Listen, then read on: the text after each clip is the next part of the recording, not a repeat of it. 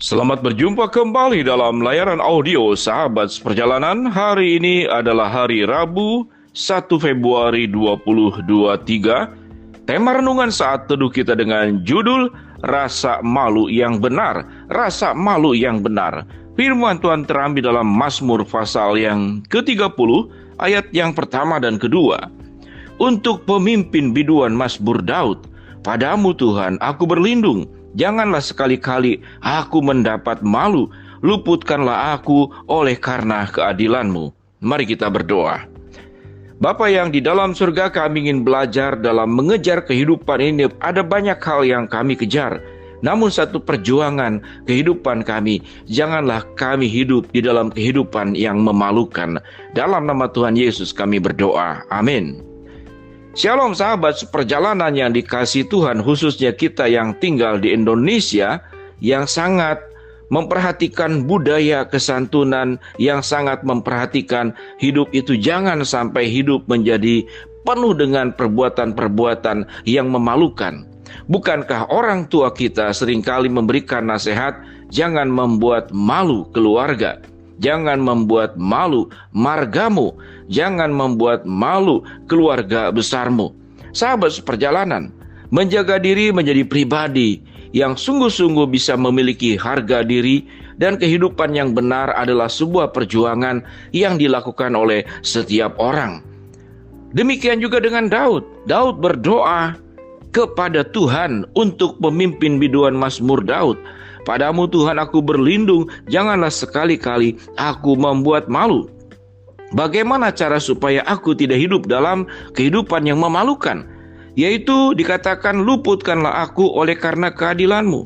Pada ayat ketiga, sendengkanlah telingamu kepadaku, bersegeralah melepaskan aku. Jadilah bagiku gunung batuku dan perlindunganku, kubu pertahanan yang menyelamatkan aku. Kita tahu dengan jelas kondisi Daud. Tatkala sesudah menjadi raja, dia terpuruk karena terus dikejar-kejar oleh Saul dan pasukannya. Dia melepaskan banyak hal, dan tentunya para musuhnya beria-ia, bersorak-sorak, karena menginginkan memang kematian Daud dan hilangnya kehidupan Daud. Bukankah ini adalah juga gambaran dalam kehidupan setiap sahabat seperjalanan? Berapa kali kita kemudian terpuruk tatkala kita mengalami kejayaan, kita ditekan, kita difitnah, kita dipermalukan, kita dihianati, kita dipojokkan. Kita kemudian dikerdilkan oleh sikap-sikap mereka dengan tujuan-tujuan buruk. Kita mengalami perkara-perkara seperti demikian sahabat seperjalanan. Tatkala kita sudah berbuat benar, berbuat yang baik, berbuat yang jujur, berbuat yang lurus dan berbuat yang berkenan di hadapan Tuhan. Namun seringkali keadaan itu, kita mengalami keadaan yang mengalami tekanan-tekanan seperti yang dialami oleh Daud. Dan Daud berdoa kepada Allah. Dalam tema Lembaga Alkitab Indonesia dikatakan aman dalam tangan Tuhan. Apa yang dikatakan oleh Daud? Janganlah luputkanlah aku, supaya aku tidak mendapat malu karena keadilan-Mu. Sendengkanlah telingamu kepada aku.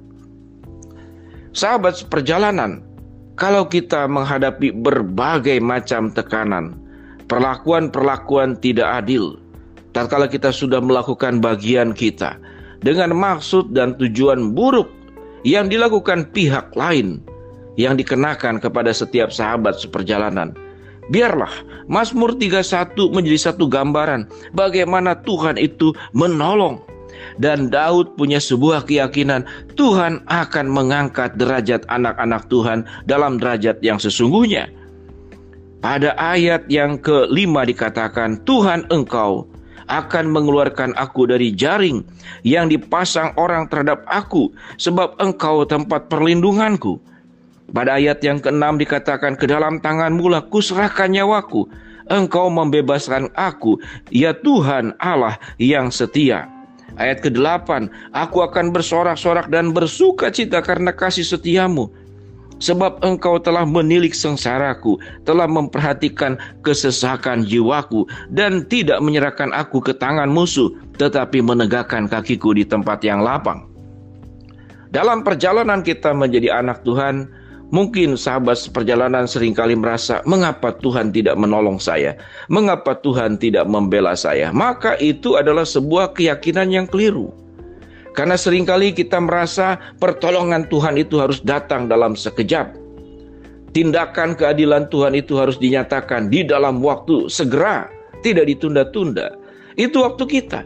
Namun kalau kita percaya bahwa tidak ada dunia siapapun yang akan mempermalukan kehidupan kita dengan cara direndahkan, dengan cara difitnah, dengan cara diperlakukan tidak adil. Tuhan bukan Tuhan yang buta. Tuhan bukan Tuhan yang tuli. Dan Tuhan bukanlah Tuhan yang tidak bertindak, atau Tuhan yang terlalu sibuk sampai tidak bisa mengurus seluruh urusan-urusan kehidupan setiap sahabat seperjalanan.